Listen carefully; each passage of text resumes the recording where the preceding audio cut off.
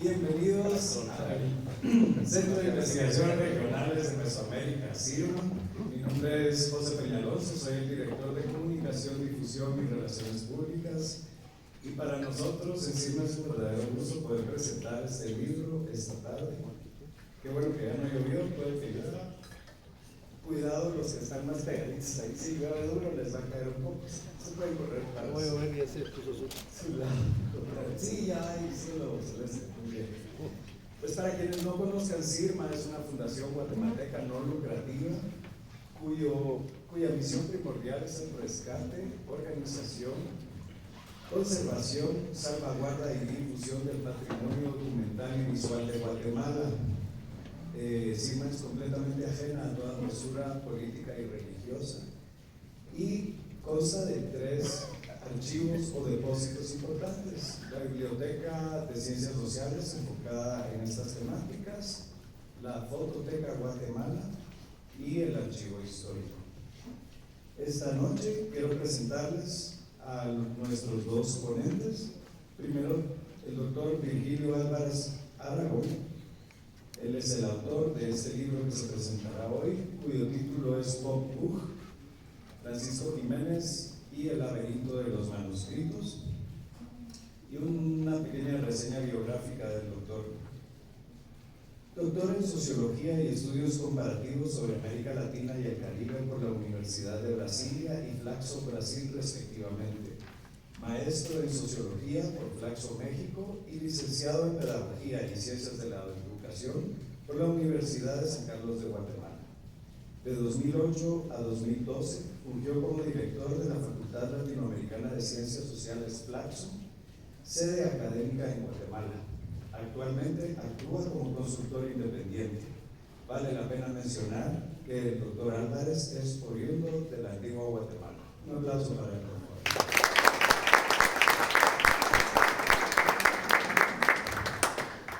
Y nuestro comentarista invitado es Héctor Concoa, historiador e investigador en diferentes instituciones de investigación social, colaborador en trabajos de investigación publicados en CIRMA, ha sido profesor de la Universidad Rafael Andívar, investigador de la Universidad de San Carlos de Guatemala. Obtuvo la maestría en Historia Centroamericana en la Universidad de Costa Rica. Actualmente está por publicar la transcripción del libro primero de bautismos y matrimonios de españoles de 1577 a 1610 de Santiago de Guatemala. Un fuerte aplauso también para él.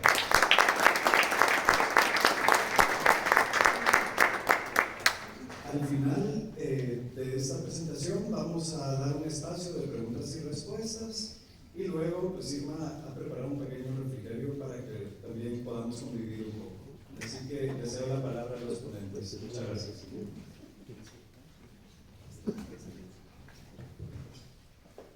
Bien, antes que nada, gracias por estar presentes. No miento, me invade la emoción de poder presentar el libro acá, y más aún saber que está aquí Christopher Lutz. Realmente el alma, el espíritu, el sentimiento de todo este centro que cualquier investigador que quiera estudiar Mesoamérica tiene que visitar. Lutz es el corazón, el alma, el espíritu de esta institución, la fuerza. Y realmente todos los que hacemos investigación tendríamos que en algún momento hacer un agradecimiento profundo a tu esfuerzo. Uno puede hacer muchas cosas en la vida. Tú escogiste la más silenciosa, pero la más importante: aportar a la investigación en un país en el que nos faltan tantos elementos. Yo quiero que esto no se cuente en el tiempo que me toca de conversar, pero realmente CIRMA ha sido fundamental en la construcción de las ciencias sociales de finales del siglo XX y principios del XXI. Quiero decir que en la época en que fui director de Flaxo, Guatemala, había una sensación de compañía, pero también de medio envidia, porque aquí había tanta cosa. Y mis alumnos de doctorado, costarricenses, salvadoreños, en cuanto podían se dejaban venir para acá. Me decía, pero está en el centro de asociación de flacos, no, pero ustedes no tienen lo que tienen encima. Y luego, ahora está jubilado, o retirado, más bien dicho, cuando murió mi hermana, lo primero que pensamos, sin discusión, fue donar su biblioteca civil. En ningún otro lugar una documentación puede estar bien guardada y tan bien usada como acá. Así que, de nuevo, Christopher, gracias, gracias, gracias a nombre de todos nosotros y un aplauso.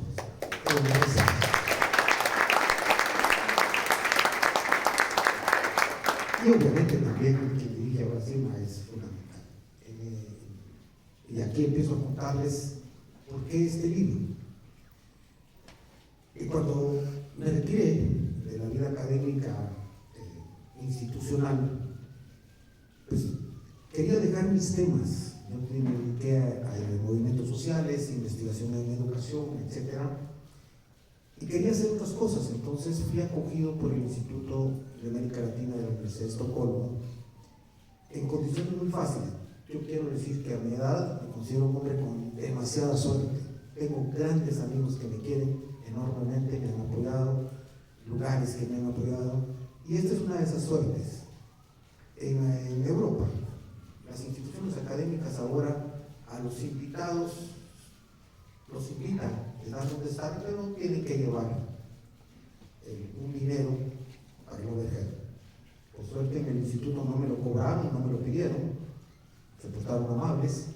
Y entonces yo me pude dedicar 3 años a pensar qué podía seguir investigando. Ahí me hice una pregunta que empezó a darme vueltas y platicábamos con los investigadores suecos. ¿Por qué el Popol Vuh tiene tantos traductores? ¿Por qué tantas traducciones de un libro que relativamente es fácil en función de un idioma que está relativamente estructurado, cliché, y que en consecuencia le da las primeras traducciones y punto? No, pero cada vez que viene una nueva generación hay el intento de una nueva traducción. He recopilado muchas de las traducciones, creo que tengo casi todas. Soy aficionado a la traducción de don Patricio Scheck, que me parece una de las mejores, que la hizo precisamente para predicar el Evangelio en Quetzaltenango, pero también es maravillosa la de don Adrián Inés Chávez. Y hay otras muy buenas, excelentes, bonitas, pero mi preocupación era, bueno, ¿por qué tantos? Y obviamente llegué al primer traductor, a Francisco Jiménez. Y al llegar a Francisco Jiménez, me doy cuenta que es no solo el que consigue, por suerte, copiar ese texto, sino un autor con toda la, con toda la fuerza lingüística acumulada. En realidad, Francisco Jiménez es la síntesis de los lingüistas que trabajaron los idiomas nacionales, los idiomas guatemaltecos, los idiomas mesoamericanos. Y eso me hizo apasionarme por el autor y trabajar su obra.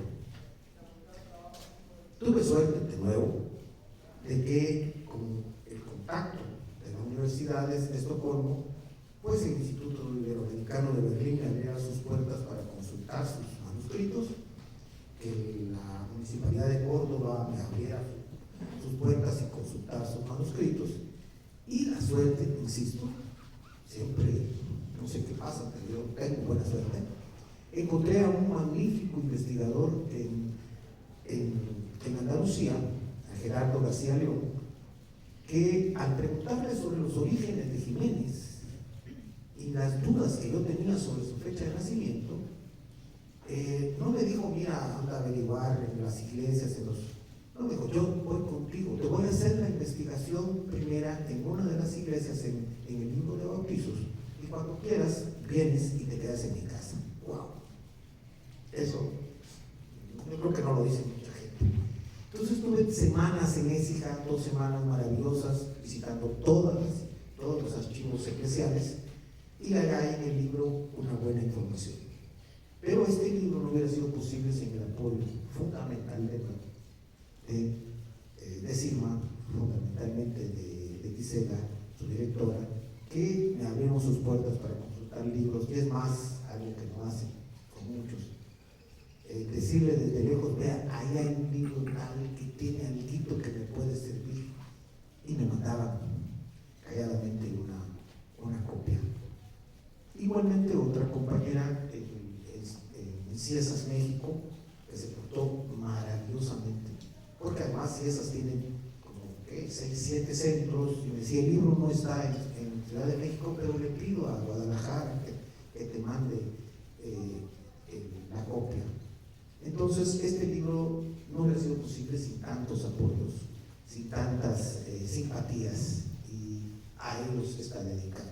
Obviamente está dedicado a este gran personaje del que quiero hablar al final, como es Francisco Jiménez. Pero, como el autor tiene el derecho a defenderse, prefiero que vengan los comentarios antes de tiempo. Por favor. Gracias. Buenas tardes a todos y a todas. Primero, quisiera agradecer a las autoridades de CIRMA por invitarme a comentar este libro. Yo no soy experto en hacer comentarios de tantos textos tan académicos como el de hoy, y solo voy a decir lo que primero esos agradecimientos, ¿no? Pero también quiero agradecer ahorita que empezamos a ver a las personas, me siento como en familia, pero me siento como en familia porque conozco a CIRMA desde hace mucho tiempo, casi desde su fundación. Me acuerdo muy bien cuando venía aquí los sábados a aprender a escribir en un computador, y el director en ese tiempo me enseñó mucho de eso. Me acuerdo que algunos se sentaban en el corredor y comentábamos sobre cuestiones históricas. Y no hablo del doctor Christopher Lutz porque ya mi compañero ya amplió eso.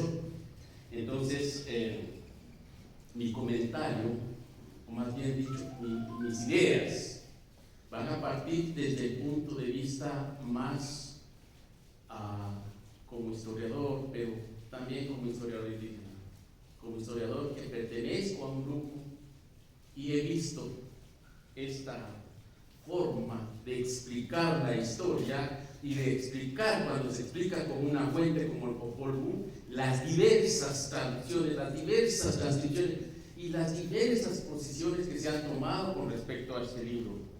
Y pienso también que estas formas de historia pertenecen a una colonización, pero también a una colonización académica, es decir, todos seguimos como haciendo lo mismo, ¿no? Yo creo que desde el punto de vista del otro debemos pensarlo también como historiadores. Entonces, hablar del Popol Vuh, y más aún como laberinto, es una cuestión muy difícil. Es una visión del mundo del otro, y esto es algo que me intriga, ¿no? Cuando a mí se me habló de comentar un libro y me dieron el título y todo, y yo no leí bien porque también estoy mal de loco, el Popol Vuh. Entonces voy a pensar en que nadie se quede atrás, que todos se van. Yo pensé que íbamos a hablar del contenido, y no es así. Es otra forma de estudiar el Popol Vuh. El Popol Vuh lo vi desde el punto de vista cómo la ruta, es decir, cómo hilvana el autor todos los documentos que están alrededor de Francisco Jiménez, es decir, el propio Popol Vuh, el propio programa del tesoro, los libros de él que ya conocemos, ustedes lo conocen, los libros de diccionarios, los artes de las 3 lenguas, los escolios, la historia de la provincia de San Vicente y Chiapas, la historia natural, etc.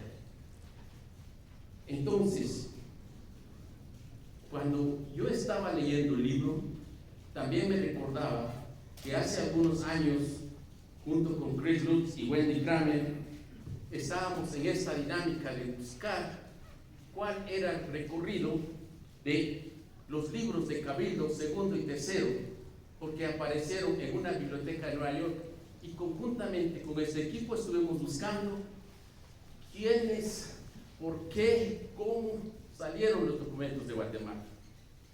Y entonces me doy cuenta de la gran voracidad de intereses personales, la voracidad inclusive de los oficiales, los gobernantes guatemaltecos, donde ven intereses más propios y se olvidan de construir una historia que se acerque más a una realidad social.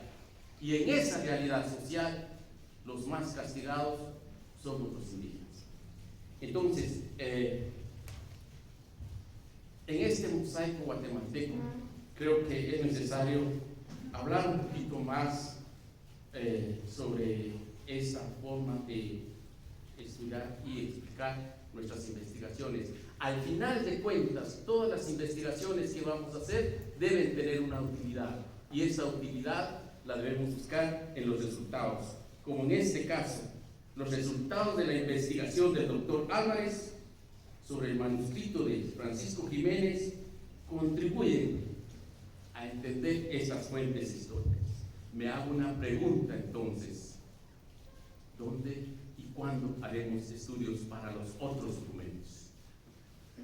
Es decir, ¿cuándo vamos a estudiar aquellos documentos que están escritos por indígenas en idiomas mayas? No estoy hablando de cachiquel, estoy hablando de también otros idiomas. Entonces, y de esta manera entender un poquito el recorrido de esos documentos. Y cuando vi el libro, de caramba, dije, son 277 páginas y tengo que leer para Dios mucho todo esto, híjole. También vi que su bibliografía, que uno siempre va a la bibliografía, sus fuentes, cómo lo hizo, ¿no? Tiene 159 libros. Dentro de esos libros están los clásicos, están también los más recientes, como las de Rosenberg, como las de Tigre Cabildo. Eso me alegró mucho y entonces empecé a leer el libro con mucho entusiasmo. Los documentos de archivo también, eso es bien importante. En este sentido, yo quiero decir algo. A veces los historiadores vamos a las fuentes primarias y si encontramos un dato que alegre, el pueblo X se fundió tal X. Pero también hay que entender que ese documento ha este carácter también oficial. Hay que buscar una estrategia más para entender el documento. Entonces, con respecto a mi pobre comentario respecto a este libro escrito en muchos años, de manera muy minuciosa, y a veces pienso cuántos desvelos se fueron en estos detalles de hacer el trabajo de Jiménez, averiguar si realmente nació en esta fecha, quiénes fueron sus hermanos, si tuvo paratas, y yo qué sé, pero sí tuvo creo que se cayó, tuvo la paciencia y la forma de construir este origen de Jiménez. Pero cuando Jiménez, estamos hablando de Francisco Jiménez, cuando Jiménez llega a Guatemala, ¿sí? Desde Chiapas y todo esto, que no voy a llegar a detalles, ¿no? Pero se entera también de la situación que está viviendo Guatemala con la contradicción que existe entre los indígenas, contradicción con españoles. Se da cuenta de los problemas que hay con los itzáes cuando asesinan a sus amigos, a sus colegas, los choles, por ejemplo, los choles. Entonces, a pesar de eso, sigo yo aquí en Guatemala. Es decir, ver esa persistencia de estar en Guatemala me parece que es un trabajo que se necesita mucha gallardía, ¿no? Entonces, además de eso, entender el contexto colonial, entender cómo los españoles tenían sus propias contradicciones, cómo los indígenas teníamos nuestras propias contradicciones y cómo las contradicciones entre indígenas y españoles. Aún así, Jiménez permanece en Guatemala y tiene una finalidad: la evangelización del pueblo indígena. Esa evangelización del pueblo indígena también hay que pensar. ¿Ya? Dice en sus escritos que hice la transcripción verbo a verbo. Y yo, como no sé mucho eso, fui a Google y dice, bueno, significa palabra por palabra. Una transcripción de palabra por palabra. Entonces, el descubrimiento del manuscrito, considerando el contexto político, social y religioso en que el fraile dominico redactó toda su obra, tiene una importancia, ¿sí? Tiene una gran importancia, tratando de dejarlo lo más fiel posible, y eso me parece muy importante. Pero ¿qué pasa con estas múltiples, como dijo el doctor, con estas múltiples traducciones, transcripciones, interpretaciones, si tenemos una base? Ya, y no hay más base que esta, porque la original está perdida, según el texto. Entonces, no sabemos dónde está la original para trabajar con una fuente de primera mano. Entonces, a mi parecer, desde que se está transcribiendo, el autor habla sobre cómo estaba pasando esas palabras de un lado para otro a un idioma español. Pienso que gran parte de la cotidianidad del pueblo maya estaba ahí y que no pudo, como español. No estoy diciendo que está mal, estoy diciendo que ese es gran esfuerzo que se hizo para entender parte de la sociedad maya. Por ejemplo, ahora estoy haciendo leyendo el diccionario de Jiménez, y una palabra significa tal cosa, pero esa palabra significa otras cosas en otros aspectos. Por ejemplo, la milpa, cuando se siembra, es una palabra; cuando está naciendo es otra palabra; cuando está a medio, como a 1 metro, es otra palabra; cuando está, etc. Y es más todavía, cuando lo dice una mujer lo dice de una manera, y cuando lo dice un hombre lo dice de otra manera. Es decir, la complejidad del idioma es tan grande que es difícil para los lingüistas coloniales hacer esto. Y ahora que estoy hablando con algunos lingüistas, me están hablando de fonemas, explosivos, positivos, etcétera, etcétera. No entiendo eso, pero de alguna manera debemos entender esta situación. Entonces, pienso también que de alguna manera el Popol Vuh representa una cotidianidad, pero esa cotidianidad también tiene un fondo. Primero, para los españoles, para entender la cultura de los indígenas, pero también para los indígenas ha sido una estrategia, en mi parecer. Espero no. Ya me solté. Una estrategia también para protegerse, para mantenerse. Esa resistencia silenciosa, esa resistencia estratégica. Nosotros en la actualidad inclusive lo hacemos. Estamos en la municipalidad y el alcalde es la dijo, pues hablemos de calle. ¿Ya? Entonces, ese proceso que habla y menciona el libro, un proceso dialéctico de asimilación y la resistencia, ¿sí? Esa asimilación y resistencia tiene su fondo, ¿sí? Entonces, para no hacer tan grande, el texto de Jiménez es un documento que de alguna otra manera Jiménez no se prestó a la idea de los españoles cuando dice su texto es un texto diabólico. Yo, por lo menos, dijo él, voy a repensar esto y voy a tratar de entender a los indios. Y eso me pareció muy interesante. Por otro lado, la población indígena tenía ese espacio como defensa. y también tenía ese espacio de ambos lados, porque entender al otro significa que el que no es español, pues ni modo, no, el que no es del grupito, pero ya está el otro, ¿no? El Popol Vuh es una evidencia de su cotidianidad entonces, y por supuesto fue utilizada también para transmitir y conservar la memoria del pueblo indígena. Esta copia debe ser útil en la actualidad para pensar en otros documentos que reflejen la vida de los mayas actuales.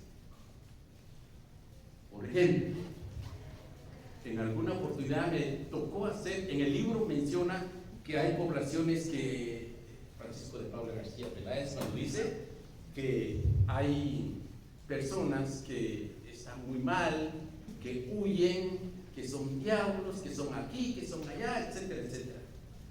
En mi comunidad, en algún momento usamos el término sospahuite, entre comillas, por favor.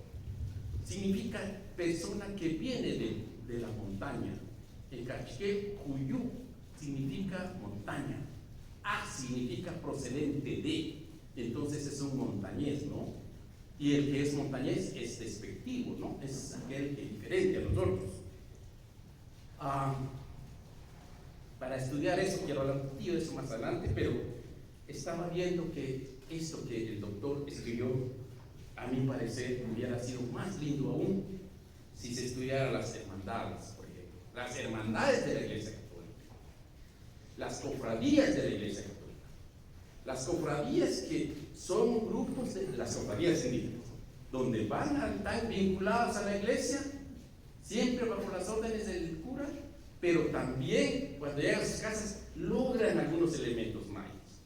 Pero hay otra institución que se llaman los huachivales. ¿Esto qué significa? Indígenas o determinada élite que logran tener una imagen católica, ¿sí?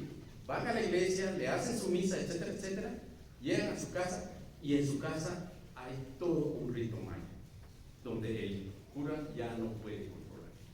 De esta manera, muchos elementos se han mantenido hasta hoy día. Es decir, la influencia de estos actos de los curas que ayudaron a que se conserven estos documentos. Y así varios documentos, ¿no? La sección de cofradías, la sección de hermandades, los planos que fueron, en muchos casos yo he visto fuera de este país, muchos planos que pertenecen a esta población. ¿Dónde están? Si están en un lugar, ¿por qué no hacemos un esfuerzo y estudiamos la ruta que ellos han llevado? No estoy diciendo que se devuelvan, estoy diciendo que en muchos casos están mejor conservados en ese lugar que en nuestra Guatemala. Entonces también eso hay que pensarlo. En el Archivo General de Centroamérica, por ejemplo, hay muchos documentos donde yo he visto en la ficha, dice, por ejemplo, este es proporcionado por el abate Bruserbo. Entonces tenemos una infinidad de documentos, ¿sí? Donde están dados cómo los obtuvo, por qué no se las llevó, o tal vez ya fueron lo que menos le gustó, ¿ya? Pero ahí está, porque la ficha lo dice. Y luego quisiera hablar un poquito más sobre Jiménez, porque esto es el punto del libro, no tanto del Popol Vuh como tal, sino yo lo sentí así. Jiménez explica muy bien la explotación de los indígenas para agregar a esto, de alguna manera, estudiarlos y entender esas contradicciones con el español, pero también entender la forma como ese indígena pudo mantener su cultura. Y esa forma es lo que dije anteriormente, cuando dije de los pajuides, es decir, para decirlo más fácil, ¿no? Los pajuides son las personas que se escaparon del cabildo, se escaparon de la Iglesia Católica. ¿Y cómo determina eso? Se determina cuando uno lee los informes de los curas y dice, allá en tal montaña están fulano y tal, y empieza a hablar de los fulanos. Solo por ejemplo, voy a leer muy rápidamente esto de los cuyues. En un padrón que encontré, dice, Marcos Puluk era el alcalde.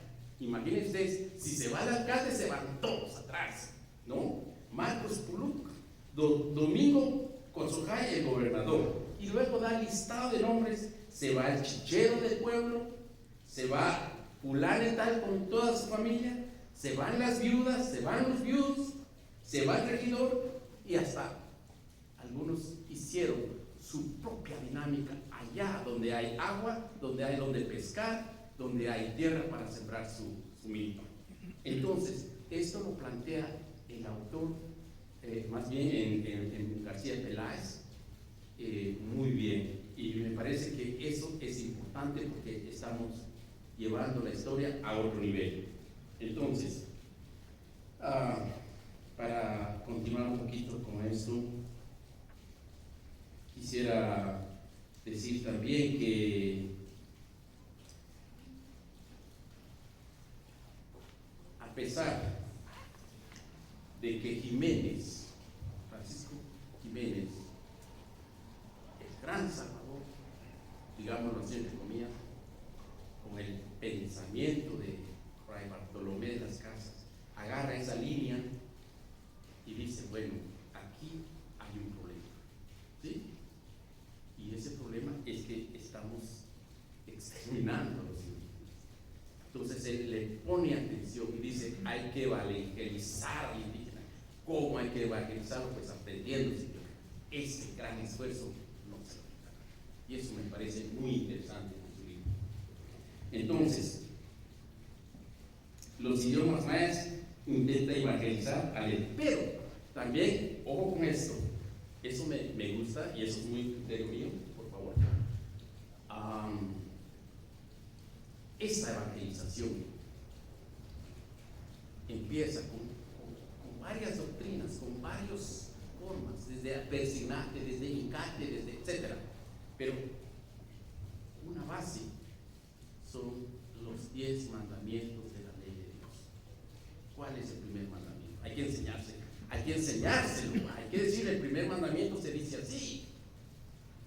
Pero como están en dos mundos, con visiones diferentes, dice el segundo mandamiento de la ley de Dios. Y estos textos que voy a leer ahora son resultado tal vez de los grandes trabajos que ha hecho Jiménez y que otros curas tal vez o otras personas le dan otro sentido.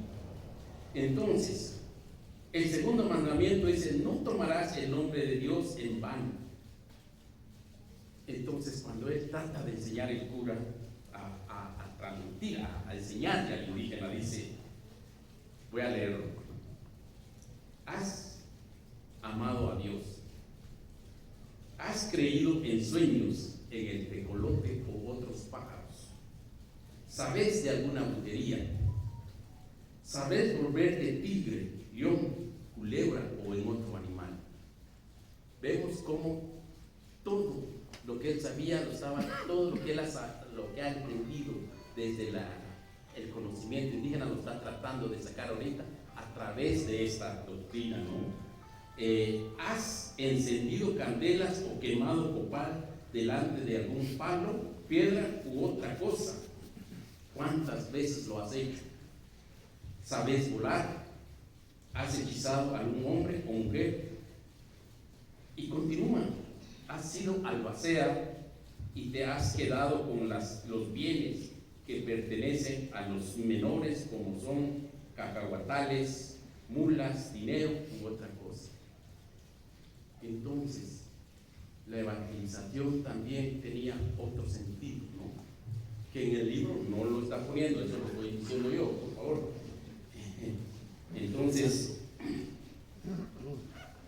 cuando pasa esto y hay un grupo de personas que más o menos quieren salvar, rescatar, guardar alguna memoria, eso fue el papel de Jiménez. ¿Sí? Voy a ver si hace tiempo.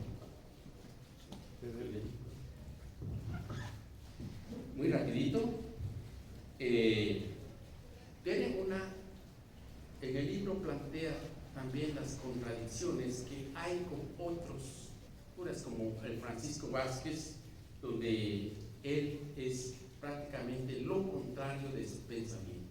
Es decir, aquella sociedad linda, ya pasó una guerra, ahorita todos estamos en paz, y no voy a leer eso, pero sí quiero plantearlo. Entonces, esas contradicciones también plantea. Yo no sé si hay alguna contradicción ahí, porque a Vázquez también se le atribuye el descubrimiento del Memorial de Sololá, San Francisco, no sé, pero hay algo ahí, ¿no? Pero eso no tengo el argumento, ¿no? Por otro lado, Jiménez aclara en el texto lo de el pensamiento de Bartolomé de las Casas, ¿sí? Es decir, es partidario del equipo del pensamiento de Bartolomé de las Casas y critica fuertemente, con razón, a Broussais de Bugeaud, también a otros curas, especialmente a Francisco de Paula García Peláez. Es el primer arzobispo de Guatemala, obispo de Guatemala, nacido en San Juan Zacatepec, que es donde yo soy, pero me toca decirlo. También ese pensamiento de pobres los indios, aquí están pobres los indios aquí, pero también los extranjeros. No es como lo hizo Jiménez, que estuvo buscando concretamente sus idiomas, sus formas de vivir, mientras los otros no hacían lo mismo. Entonces, en realidad, el texto hilvana dice muy meticulosamente todos estos detalles, desde la fecha en que fueron a tal convento, desde la fecha que salió de Guatemala, desde la fecha que no pudo seguir en tal lugar para ir a su España, pero luego regresa, etcétera, etcétera. No voy a profundizar eso, solo quiero decir algunas otras cosas para finalizar, y eso ya es una presión un poquito más mía, pero quiero decirlo, ¿no? Entonces,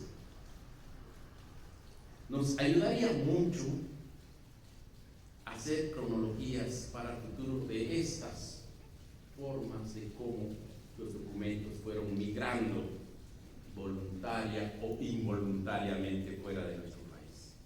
Eso me parece que sería muy útil.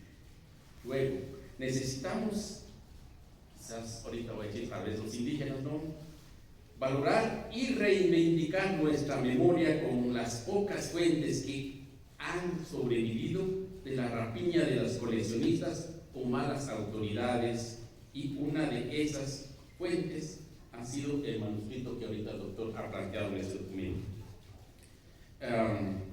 Necesitamos ver otros documentos, ¿ya? Luego, también creo necesario realizar estos trabajos sin esperar que aparezca otro Bartolomé de las Casas, sin esperar que resucite Francisco Jiménez. Es necesario partir desde ahora de los que estamos y no estar en lo contrario o esperar que otro negativamente como Bugeaud, como Peláez, vengan y continúen con esta nubosidad de los documentos. Yo creo que eso sería útil para nosotros. Entonces, también creo que es necesario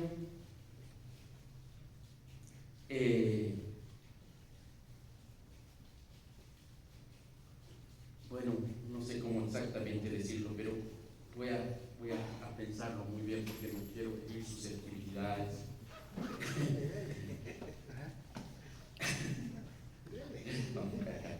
Entonces, por ejemplo, en 1756 el cura, el arzobispo Figueroa y Victoria dijo: todas las misas ahora ya se dan solo en español. Este fue una cuestión que disminuyó mucho la cultura del mismo. Luego, en 1824 más o menos, los párrocos de todas las municipalidades del pueblo les dice que procuren los párrocos y las municipalidades a no hablar castellano. Yo estuve en un proyecto en San José Poaquín y fui a la escuela y el profesor estaba dando su clase en cachiquel y yo le dije, ¿por qué das tu clase en cachiquel? Si no, no nos entendemos. Hablo español solo cuando viene el supervisor. Entonces, ¿qué es lo que está pasando? Aún está viva esa forma de cultura guatemalteca. Y el gobierno de Guatemala, hasta 1972, dijo, el Popol Vuh es libro nacional. Fíjense ustedes cuánto tiempo después. Entonces, los estudios de historia de los manuscritos históricos o indígenas deben hacerse estudios más minuciosos como este libro y que puedan hacernos lo más posible entender esa realidad del pasado y resolver nuestros problemas, nuestros múltiples problemas. Necesitamos pues unir esfuerzos. No estoy hablando solo indígenas, estoy hablando mestizos, estoy hablando indígenas, etc., para que construyamos y fortalezcamos primero una historia real y aceptar el pasado, aunque ésta sea dolorosa, que refleje con objetividad esa realidad de la sociedad que hasta hoy día siempre ha sido relegada en un segundo plano por las múltiples artimañas del pasado, inclusive del presente. Entonces, pienso que este laberinto social, laberinto mental, solo puede resolverse a partir de entendernos nosotros y entender nuestro pasado, para explicarlo hoy día y mirarnos a todos en el mismo nivel de ojos. Muchas gracias y agradezco su tolerancia.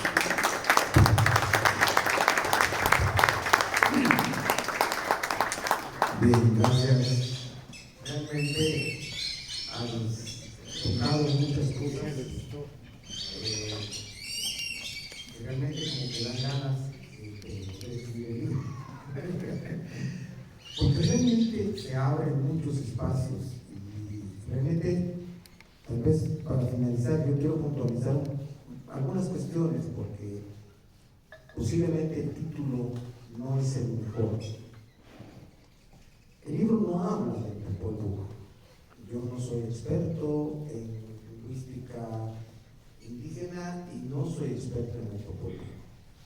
Pero mi afición por Jiménez arrancó porque es el único autor que, después de haber hecho la traducción inicial, años después, usa ese texto realizado por él mismo para iniciar su historia.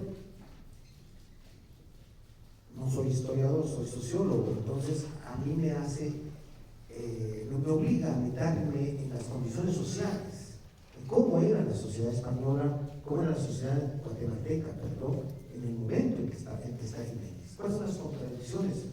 Como tú dijiste, ¿cuáles son las contradicciones que están ahí? Bueno, dominicos contra jesuitas porque se están peleando a la universidad, pero también hay toda una serie de conflictos adentro de las propias congregaciones religiosas.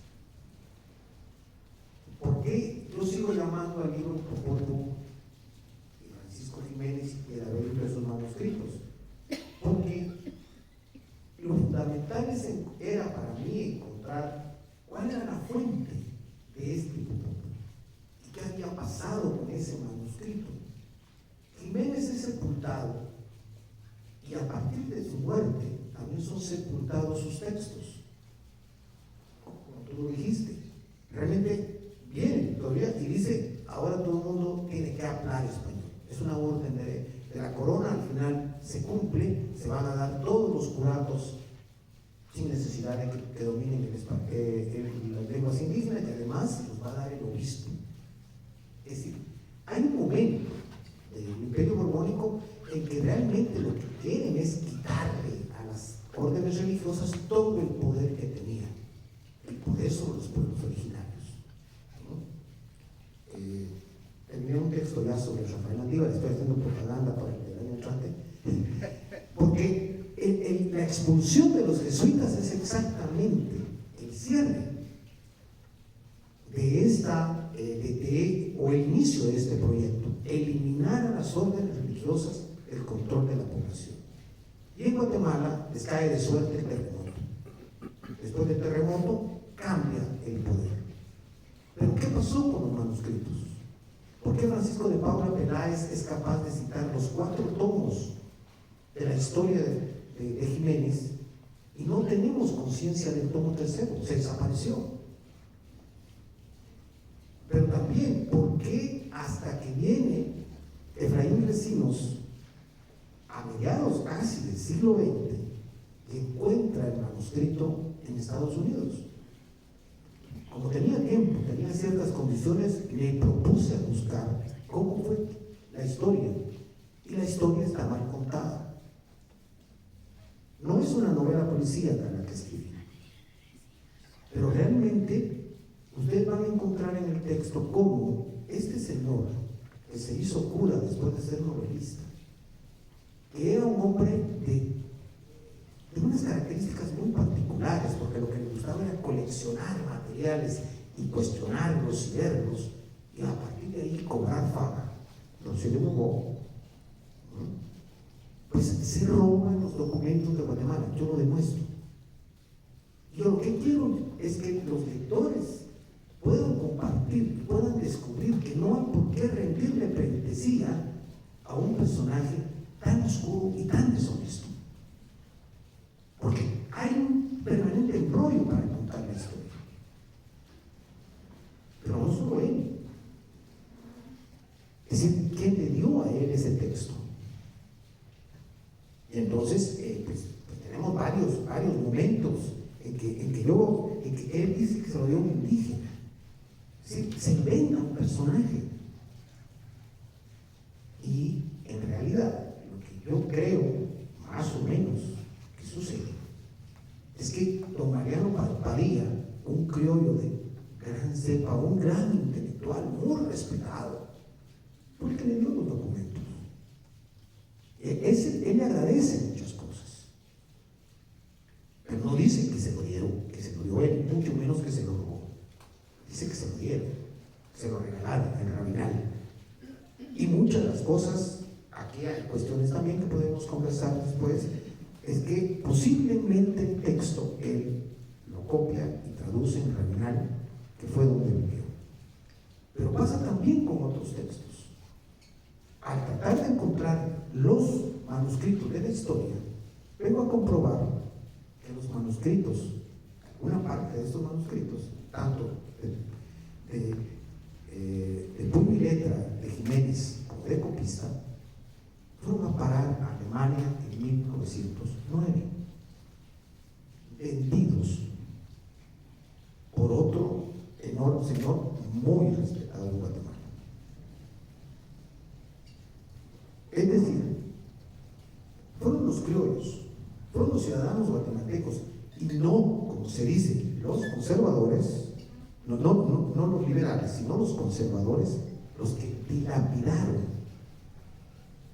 los bienes culturales del país. Cierto, mucha gente me ha dicho, pero es que si se hubieran quedado en Guatemala estarían rotos. Y sí, posiblemente. Pero tenemos que tener conciencia de que eso no nos tiene que volver a pasar. No podemos dilapidar y presumir y regalar y dar y robar y que alguien se robe los documentos propios del país. Entonces, el libro, quiero insistir en esto, no es el Popol Vuh. El libro es la historia de los manuscritos, en el que está fundamentalmente el manuscrito del Popol Vuh de Jiménez, en el que está la primera versión de Jiménez, que es la colección Ayers 1515, pero también en la historia de la provincia de San Vicente, porque él lo reescribe. Y yo hago un intento por comparar que tanto su primera traducción como la segunda son muy semejantes. Hay leyendas negras sobre distintos actores que dicen, ese se robó los libros y se los fue a vender a Francia. No hay ninguna prueba. Todo ha sido dicho por los criollos del principio del siglo XIX y aún por los criollos de finales del siglo XIX para cubrir a un hombre supuestamente honesto porque era cura. Pero tampoco es un libro en contra del proceso de Borbón. Es realmente un libro en el que yo quiero invitar al lector a que encuentre la calidad humana de Francisco Jiménez. Francisco Jiménez es para mí el último defensor de los indígenas. Con él se cierra un periodo realmente dominico del pensamiento de la escasez. Con él se acaba la historia de la defensa de los pueblos originarios, porque ya vienen muchos priores de conventos que son criollos, y por eso coloco la discusión entre Jiménez y Vázquez, porque Vázquez como Fuentes y Guzmán pues van a defender a la cultura criolla, van a defender a los criollos. La conquista no fue sangrienta, lo que anda diciendo el rey Felipe VI, no hubo tal invasión. Jiménez justifica la insurrección de los indígenas. Eso no hace ningún cronista. Jiménez dice: los indígenas tienen razón de rebelarse porque los tratan mal. ¿Cómo vamos a hacer que crean en ese Dios misericordioso si los que le dicen que esa es su religión los están explotando y tratando como bestias?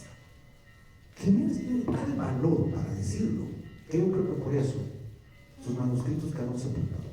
Por eso ahora en la escuela de historia, en nuestra escuela de antropología, Jiménez no se comenta. Nos vamos a leer el Popol Vuh, qué bonito, la tradición, muy al estilo de don Antonio Villacorta. Ah, sí, nuestro pasado, nuestros indígenas de antes, pero de ahora somos los borrachos, como dijo en un mal momento Asturias. Jiménez es, en consecuencia, y lo que yo trato en este texto, humildemente, es valorar la calidad humana de Francisco Jiménez. En ese texto yo trato de poner en presente aquello que sucedió con nuestra historia. Y la invitación a que lo lean, si no lo compran, pues sería bueno que lo compren, que vaya la propaganda, pero que lo presten o lo lean, es porque a esta edad en que ya estamos muchos, mi generación, diciendo adiosas, es que el país merece realmente que se le reconozca a estas personas su carácter fundacional. Y como tú dijiste, ¿por qué aún ahora, los niños tienen que aprender a leer y escribir de inicio en español? Y ahí no les cuento las discusiones que tuvimos con viceministros de Educación Bilingüe, que uno dijo: si yo soy viceministro de Educación Bilingüe, inglés, y en estos 4 años el bilingüismo es español-inglés porque las lenguas originales hay que se queden en la casa. En esas condiciones, lo que tú llamas, yo creo que es fundamental. Hay que defender lo nuestro, como lo hizo Jiménez. Defender a los que realmente son los dueños de este país. Si algo consigo en el texto de invitarlos a pensar al menos en todas estas contradicciones, yo me sentiré satisfecho. Les agradezco realmente que hayan estado aquí con nosotros y les agradeceré más que vean la obra de Francisco Jiménez como un esfuerzo de alguien que sí, efectivamente, se comprometió para la salvación de las almas, porque él tampoco quería ser un intelectual. Ahí yo narro como él no es un académico. Tal vez los académicos cometemos algún abuso en meternos con él, pero yo creo que lo merece. Finalizo diciendo muchas gracias por la hospitalidad y bueno, también gracias a ti por tus palabras, porque ya, digamos, a varios creo aquí nos diste pistas para hacer otro par de libros. Muchas gracias.